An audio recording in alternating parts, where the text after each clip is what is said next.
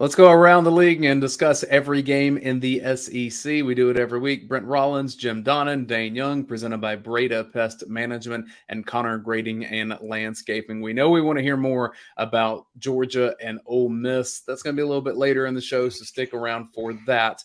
But we want to get to some of these other impactful games in the league. And, Coach, I'm going to start with you. We have Tennessee, a 1-point favorite on the road. That's right, Missouri, a home dog against Tennessee. Missouri's out of the SEC East race at this point. Tennessee, though, if it gets a win and Georgia were to lose, all of a sudden you have a battle for the SEC East the following week. Yeah, that's a lot of big ifs, but it's certainly there. And also prevalent in this game, Dane, would be maybe a chance for a New Year's Six game if all of a sudden whichever team wins out, because there's going to be that kind of possibility if Georgia beats Ole Miss, and we already see LSU has 3 losses, so somebody in the SEC West might get one of those games if Alabama ends up being the champ, which it looks like. But the realism is here, Luther Burden's health. If he's ready to roll, he presents a massive problem for this Tennessee secondary. Tennessee has had really big problems against the pass. They're good stopping the run. They got a good front, and they run the ball, but they don't do a really good job of making explosive plays on offense unless it's a running game, except against Connecticut, in which they had a great game. But I just think Mizzou's got to be favored from the standpoint of an overall team. Certainly Tennessee's got some really good strengths that they match up with. And last year, Tennessee just rocked them, but it's last year's out of the way. But I was really impressed with the way that Ole Miss schemed Georgia, the way they were able to run the ball, the way they were able to get after the quarterback for Georgia. So unless Mizzou just falls apart and drops the ball a lot, I got to think they're going to win this game. Big revenge game, too. Tennessee hung 66 on them last year in Knoxville. So, like you said, Coach, I agree with the Missouri part. Missouri was very impressive, 6 and 7, especially 6 defensively. Darius Robinson, 7. Cody Schrader, the running back, both just really, really impressive players and what they did against Georgia. But the Burden's health, yes. Does Brady Cook kind of get back to taking care of the football like he was? He's in the recent weeks. He hasn't necessarily taken care of the football as much. I do agree that I think this is going to be a great game. I think the 1-point margin either way, whoever is the favorite. But Tennessee on the road has been a little bit different. I think Missouri being at home is a very big deal. And I think they're going to be able to rebound. I don't feel like they're they're going to cave because of the loss to Georgia and it was their season and things like that. I think psychologically they'll still be good and want to beat them. When you talk about Tennessee, Coach, you're right in terms of the pass. It's if they don't get pass rush, which they've done a decent job of with Pierce and Barron, but there is one guy for Tennessee that it will be interesting to see how they use him, and that's Kamal Haddon, number 5, who is now I think 3rd highest coverage grade in the FBS. His passer rating allowed is 7, which is the highest in the FBS. I mean, he's had a great season in terms of with 3 interceptions, 6 pass breakups. So do they, much like Georgia did with Lassiter and putting Lassiter in the slot on Burden, do they put Haddon in the slot significantly there against Burden like Georgia did with Lassiter? We'll see. But I do think this is going to be a phenomenal game. I love the game of it being the game leading up to Georgia Ole Miss to watch. 3 weeks to determine if this is a special season for Missouri or just a good season, because they could lose to Tennessee. They could beat Tennessee. Florida the following week, I think you could argue both ways. And Arkansas at the end playing a little bit better. Like, those are 3 games that are probably winnable and losable for Missouri. If they win them all, though, that's a 10-2 season. And in the and top New Year's 10. 6, I think, like Coach said, I think that's a New Year's 6 bowl game for them if they went out. Which would be just incredible for where we are all talking Eli Drinkwitz starting at the beginning of the season with Missouri. Let's talk about Florida, Brent, because the Gators, 13.5-point underdogs down in Death Valley. LSU, the favorite there, 7:30 is that kickoff time on the SEC network. 13.5, a lot of points, but Florida not playing very well right now. And they got to win out, and they got to win one of these games to get the bowl eligibility. Like, can they do that with the gauntlet that they have remaining. It's this game, like watching LSU against Alabama, I almost felt a little bit sorry for Jaden Daniels because like he had to be Superman. Like he legit had to be Superman in that game. And he was for a half. And then he wasn't in the game. And what he's done in terms of taking a leap as a passer, like Coach, I don't know about you, but I think he's likely going to be a round 1 QB now. And I would have never thought that before the season. But the playmaking ability and the leap he's taken as a passer, like I'm taking him because I over some other guys that might be in that sort of QB3, QB4 type discussion. But this will be interesting for Florida. I think the injuries on LSU's defense were way too much to overcome. They obviously couldn't stop us from scoring, I don't think. Yeah, when you look at Daniels, I think the thing that takes away from him a little bit is his motion makes you think he's not a pro quarterback, but he gets the results, and he's just got that sixth sense to where to avoid the rush. And but their defense is really questionable at best, and it's been that way all year. When you look at Florida, I think both of you guys know how to count. The number after 2 is 3. Mm-hmm. And if they don't win at least one game here, they're going to have 3 consecutive losing seasons at the University of Florida, which is unbelievable when all of us know what the potential is at that place. And you got to look at, hey, we can't start over again, but maybe they'll revitalize the staff or what they might do. But they have organizational problems. They're playing at the end of the game. They can't even get their kicking team out there to run a fast field goal and get a substitution problem to win the game and have to move it back 5 yards. And they missed by about a yard on the field goal, which would have won the game because they couldn't figure out how to get their team on the field. Something that junior high teams do at the end of the game. We've seen it all year against Utah, having the guy with the same number on when they were kicking the ball. Just a lot of different things that you just can't have that happen if you're going to have a major college program, particularly when you got a staff that's as big as their team is. And I like Billy. I think he's a good coach. He needs some help. Do you think he relinquishes the play calling stuff, Coach? Do you think I don't know. I think you got to get some players to call it. I mean, that can make some plays. Their offensive line, everything about them, their defense is just pathetic when they can't. Guys just have blinker lights. They have so many busts. Maybe they're trying to do too much. I know Austin Armstrong's a good young coach. Maybe they're trying to do too much, but we know that Nussmeier can probably come in and fill the void if Daniels can't go. But they can make some noise down there from the standpoint. LSU is going to be low after losing to Alabama, and everybody thinks they're going to crush them. But it still would be a monumental upset. And then, of course, next week would be one, and then the next week against the undefeated, probably Seminoles. So, if you wanted to get a stock report here on the news channel, the stock for this Gator team is falling very quickly. And this game is notoriously chippy, and so if emotions are high anyway, and they start fussing with each other, the refs may be busy. Yeah, you can throw your shoe on that one.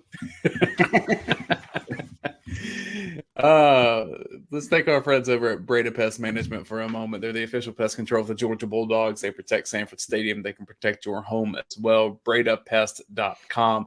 With all the changes of weather, it's 80-something degrees today. This weekend, it's going to be kind of rainy, drizzly, overcast. Bugs going to be moving around. And so that doesn't need to be happening in your home. Get Breda Pest over to where you live, and they can help you make sure that your home tailgate is just as great as your tailgate when you get on campus. All right. Breda Pest Management, BredaPest.com. Coach, I'm excited about this discussion here because you as a coach, Alabama, coming off a big emotional win. They're 8-1, SEC West firmly in the sights there. And you have to come off of that and have a 12 o'clock road game against Kentucky. It just feels like the energy could be a little bit low for that game. Alabama, 10.5-point favorite in Lexington. Well, any way you call it, the win over Mississippi State was a road win, and you needed it. But Mississippi State can't score on anybody. I mean, they can't generate any offense. But occasionally this Kentucky team steps up and plays a really good half or three quarters. And this is kind of a physical game where, Alabama doesn't spread you out as much, and they counting on their quarterback now to make some plays. But Kentucky maybe can step up and stop that running game a little bit. If Alabama plays its non-mistake-free game like they have a couple times in a row, no chance for Kentucky. But if all of a sudden Alabama gets these penalties, we've had 3 games this year over 10 penalties. If they get Milroe throw a couple bad plays where he get two or three picks, this Kentucky team has the firepower with their receivers and with their running game to maybe cause a little problem. The biggest thing is Leary is starting to really focus now and throw the ball consistently well, which we thought Brent and I talked about it coming in from NC State. He had that capabilities. He just hadn't done it in any games. But all of a sudden against Tennessee and to a certain extent against Mississippi State, I give them a shot. But, I mean, it's not like it going in with a shotgun, maybe just like a 44 in this game. I think they got a real minimal shot. And Vegas agrees with you, Dayne. I mean, that number to me was the most interesting spread number of the weekend, especially given what Alabama did to LSU. But I think Vegas is looking at it and being like, all right, LSU can't defend basically anyone. But I will say this, watching that game and watching a good portion of that game, if Alabama starts doing the design running game consistently with Milroe like they did against LSU, that's a little scary. Because, like, if you look at that game, he had 71 yards on designed runs, where like it was a true QB run. He had 81 in all the other games. Like, they hadn't really done it at all. And if you start doing those things where he's a true running threat on plays, some of the things that that split zone type plays that we've talked about consistently on Film Don't Lie, using him because he's a just scary runner. As a QB, like big and fast and very explosive as a runner. That adds a whole nother element to their offense to me that makes them way more interesting than what I would have thought about previous to that game. Because if they were just going to let him be a straight drop back guy and he's going to hang in the pocket and only run when he had to, okay, I very much think. But if they're going to use the design running game, like you said, noon at Kentucky. That like Kentucky's going to be physical with them. It's a very interesting game. Like, you think that lineup, by the way, that's a great day of watching SEC football for any fan. Coach, I got to give you a little bit of credit too, because you said early on that you saw something in Jalen Milroe that could take this sport by storm. And I think that was on full display against LSU. That first month of the season, he's getting benched. Other guys are getting tryouts. And you said that's the guy. It's going to work itself out. And sure enough, it did against LSU. Well, he's got all the attributes. Plus, he's a leader, and the kids look up to him. But not many guys can run that fast at his size. And he's a more than adequate passer. But maybe they just felt like they didn't want to take a chance on him getting hurt or putting too much on his plate early, letting him run, as Brent said, the design runs. But he's a great equalizer to the pass rush, kind of like what Daniels is to LSU. And, the offensive line for, let's face it, this offensive line for Alabama is not anything to write home about. They've had a lot of problems all year, but it really enhances them when your quarterback can run now and you start faking that ball up inside. And then all of a sudden they had where he ran it, he scored 4 touchdowns, but they started handing it off up the middle and it looked like LSU wasn't even there. They were worried about him going outside. So, Kentucky can play with them at the line of scrimmage. It's just a question of big plays.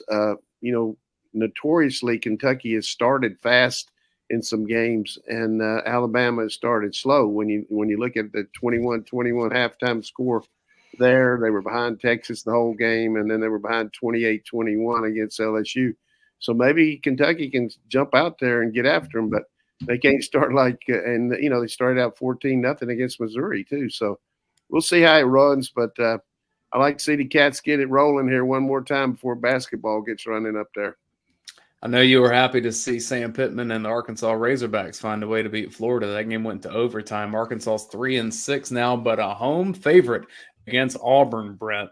This game is intriguing for so many reasons to me. The most, like, which Arkansas is real? It is the change in offensive coordinator really changing what they can do on the scoreboard, because last week looked like a different team. Yeah, that's a complete reset button. Like exactly as you said, looked like a completely different team. Win a game on the road. What was it? Was it the first time ever? I think I saw that first time ever in Ben Hill Griffin. Yeah, that they'd won a game there. I mean, I like Arkansas in this matchup. I like the newfound energy. Like when you're as a team struggle that much, you lose that many consecutive games, you take a breather, and then you get the addition by subtraction part with the offensive coordinator switch. Like it's that energy, that their momentum is there, is real, and I think they're going to be just fine this week. And Auburn's probably looking ahead to the tough matchup they have coming up down the road. New Mexico State that's won 5 games in a row and is now 7-3. Hey, New Mexico State's nothing to sneeze at. I mean, it's a tougher game than most people think. 100%. Jerry Kill's a good coach, and they've really developed out there. But getting back to Arkansas, a lot of one possession games they lost, and it just kind of takes it out of you. But all of a sudden, you got that situation now. Hey, Rocket Sanders is playing, takes all the pressure off of your quarterback, where he's just having to make every play, although he played brilliantly throughout the game. And then, the kids feel like the sense of direction. It'd be one thing to hire a temporary guy and put him in there, and they, we didn't really do much, but all of a sudden they had success. So these kids are going to believe even more in their coordinator, and they're going to be playing at home with a crowd that's desperate to see their team play well. I mean, they played so poorly. Even in their opening game, they played poorly.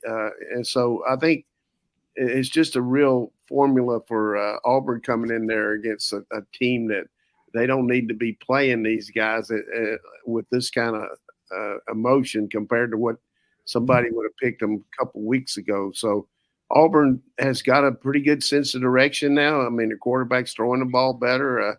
And their defense is solid as a rock. I mean, they make you earn everything. They're well coached under this Rogers guy who came in from Baylor. So I think even though it's a matchup of a team that's only won 3 games, Auburn's still not bowl eligible. But, it looks like they get one of these 2, and then they got Bama. And, hey, stranger things have happened at Jordan-Hare when Bama and Auburn play. I'd love for that game to have some stakes. I'd love for Alabama to have to beat Auburn to make it to Atlanta. I don't think it's going to work out that way, but man, that'd be great for just by entertainment pleasure. Coach, I'm just going to set up this next matchup for you because you get a chance to talk about Jimbo Fisher and the Texas A&M Aggies. 5-4 in the year. They're 18.5-point favorites at home against Mississippi State. They should definitely win this to get to 6 wins, bowl eligibility. This is not the season I think that they wanted down there in College Station. Yeah, I would just ask the question. I'm sure Brent studies the film too. I don't really know what their protection scheme is, because it's life or death for their quarterback on every pass. It's whether he's going to get it off. It's for sure he's going to get hit. Max Johnson has taken more hits than Rocky III took. I mean, he's gotten hit every way. He broke his rib last week. Hopefully he'll be able to play. They had that game on the table for them. I mean, they had a lot of chances and missed a tough field goal at the end. But realistically, just a downer for this A&M team. In their defense, they played without 3 corners. You take 3 corners off any team, it's going to be hard to put backups in, even though their line's pretty good. But no excuse. I mean, everybody's playing with different kind of injuries. But, of course, Mississippi State, he probably painted a goal line in Zach Arnett's driveway so he could practice going across it on his way to work. It's just a poor offensive scheme, poor offensive team that can't do anything. And I hate it for the kids because, and they had some really good players coming back, but they changed the system and it hadn't worked. But should be a get well game for A&M. But, there's got to be a lot of, don't you think? I'll turn it over to Brent. There's got to be a lot of apathy in that A&M, not only locker room, but among the fans. And hey, what's the deal? He's 3 games under what the guy he replaced his record was after 7 years. And what's hard is when you watch them play is the game management. Like that's the thing where And especially when you think about a generation of fans who've grown up playing Madden. Like, if you played Madden at all as a kid, and even some as an adult that get into it big time, like, you understand the game management pieces to it. And that's just not there. It's missing, consistently missing in terms of that. And it's got to be frustrating as a fan of Texas A&M. Miss State, do you have anything left? I don't know. Like Coach said, that was it's been rough for them. I do think watching and seeing what Texas A&M's roster, what happens to their roster after the season, very interesting moving forward. They get Alcorn State. It's Abilene Christian next week, and then LSU after that. If A&M has to watch Texas potentially be in the college football playoff and then join the SEC, that's just going to be a pretty chatty offseason down there in the state of Texas. Yes. Yeah, I mean, people say, hey, well, they can just get the money and pay him off and everything. But let's just say, you got $76 million payout, but you don't realize all the other. You got assistant coaches that have big contracts. You got staff. You got whatever it takes to bring a new coach in is going to be at least that much from a package standpoint. So, $150, $200 million when you change coaches is, even for a place that got that much firepower, is something you got to look at. But also, as an athletic director, as a president, or whoever it may, you've got to say, what makes us think we're going to be any better when we keep saying, okay, we're going to be, we keep having these recruiting classes, but we don't do any better. And like you were mentioning, Brent, on the transfer portal, the only thing that's going to help them in the transfer portal, I don't know if a lot of schools are going to be willing to pay what Texas A&M paid these guys. So might be a way for them to keep some of them too. But definitely, probably the two biggest disappointments this year to me are Florida and Texas A&M. Just absolutely nothing. I can hear you heartbroken about the Florida piece of that. I hear it in your voice. If you want to find a way to improve, even if Texas A&M can't, they can be with your yard with Connor grading and landscaping. I'm just going to read to you what a friend of mine told me. He texted me this today. He said that I heard about Connor grading and landscaping through around the league, and I was having some real mushy and wet spots in my lawn just a few months after irrigation was put in. The irrigation folks, they said they didn't want to come check it out. They said it's just fine. So he called Connor grading and landscaping for a second opinion. They identified the problem quickly, fixed it, and then in a few days it saved a couple $100 on their water bill. And then they're going to come back and do some more work in the spring for them. So they're very nice and very helpful. Knocked it out for a very fair, customer-friendly price. I can't say it any better. That's what Connor grading and landscaping does. So thanks to Jack for telling me about your experience with them. Yeah, we probably need to send them out there to see A&M and get that offensive line straight. Can't do much grading over there. That is for sure. Brett, Vanderbilt, South Carolina. South Carolina's 13.5-point favorite. Last chance for Vandy. Hey, that, by the way, Jacksonville State, we talked about it. That was a ball game. Like, they had the ball with the chance to go win it and then pick six the other way. They at least covered the spread, I think. But yeah, last chance for Vandy. Still don't think it's going to happen.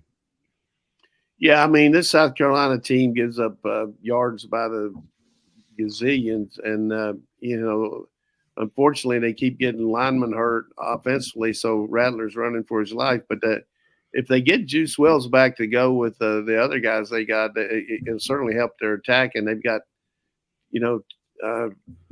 similar situation there with Vandy, Kentucky, and Clemson coming up. And they got to win all three to get a bowl game. And, one thing about Beamer, they've been tough in November. I mean, look at the way they came on strong last year. I don't see them winning all three of these because I think they'll be a definite underdog to Kentucky and Clemson. But they should take care of business against Vandy. But, the thing about Vandy is they're due to have some good things happen to them. Every time they even get close, something happens. So these kids turn on the tape. They see everybody moving the ball on South Carolina, and they got to feel like they got a shot.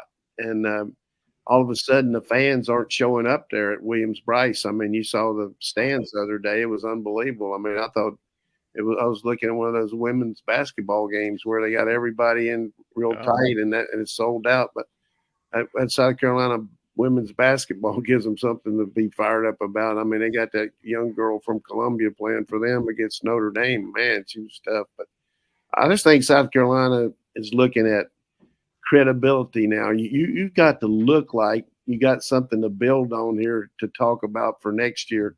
If all of a sudden they go and end up 3-9 or 4-8, that's going to be a lot of question marks about that program. And 3 home games to wrap up for South Carolina. So if it goes really bad south, that happens right in front of your home crowd, which, as you say, Coach, may not be a lot of them there, but usually that's the indictment that kind of gets wheels moving. Just especially when you're playing your arch rival. I mean, and everybody's and for 365 days, those people from South Carolina just been giving it to Clemson because they finally beat them after like 7 or 8 years. But now, Clemson's going to have a burr in their saddle too. So, big win for Clemson against Notre Dame. I mean, a really good turnaround for them. And they got to play North Carolina still. So we'll see how they end up. But South Carolina, to me, just hate they've had so many injuries, but just no depth in their defense. They got to look at making a change defensively, what they're doing. I mean, they give up 30 points to anybody they play. So I think the only team that hadn't scored 30 on them was Georgia. Brent, I know you wanted Rich Rod to pull that out for Jacksonville State. You're I'm West Virginia hard. I could hear it from through my phone. Yep. I'm telling you now, and Brent knows that he's one of the brilliant offensive minds that's ever been in college football. He used to come down to our clinics when I was at Marshall and talk ball with us, and when he was coaching up there I think it's Glenville State. That is correct. But he really knows how to move the ball and loves football. Just a football junkie. Has had some bad breaks. He lost that game to Pittsburgh when they've been playing for the national championship. But just a very good coach. And I think they got it rolling now over there at Jacksonville State. I mean, you can always get players there. It's in Alabama where they get some good transfers and all. And happy for Rich Rod. I saw the bad memories. Had to bring that one up. Well, let's finish with a positive topic for us all. Georgia, Ole Miss, 10.5-point favorite. Brent, Coach and I talked a lot on UGA Sports Live. What do you think this matchup for the Dogs? Prime time, game of the week.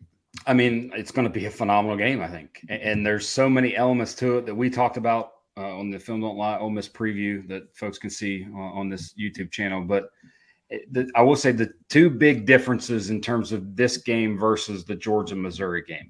One is offensive line play. Missouri's offensive line significantly better than Ole Miss's. And thus, you're using or depending yards getting on misdirection and breaking tackles. Like that, from a consistency standpoint, not going to work over time unless Georgia doesn't handle the misdirection and or doesn't tackle well. The other part is we talked about how Missouri's strengths were at corner. Like their 2 corners really good. Not so much their strengths weren't at safety. That flips with Ole Miss. Their strength of their secondary is at safety. 2 safeties really good. One of the safeties, one of the highest graded safeties in the conference. Not as much at corner. And if you look at Beck's numbers against Missouri, he was outside the numbers, just 3 of 5 for 41 yards. One of those was the jump ball to Rara on 4th down. Everything else, 18 of 24, 213 between the numbers. I think that could, a lot more attacking outside the numbers. What we've seen a lot, RPO game, winning, quick stuff on the outside, getting the ball there versus what they did and focused sort of between the numbers against Missouri. That's it. But I do think this is going to be a phenomenal game and one that, much like last week, is back and forth, and whoever makes the mistakes is going to lose. Yeah, I mean, mistakes got to be what Ole Miss is hoping for. They haven't been a good road team, like 20 points less per game on the road compared to at home, and almost 200 yards difference in their offensive total. So the crowd's going to affect them.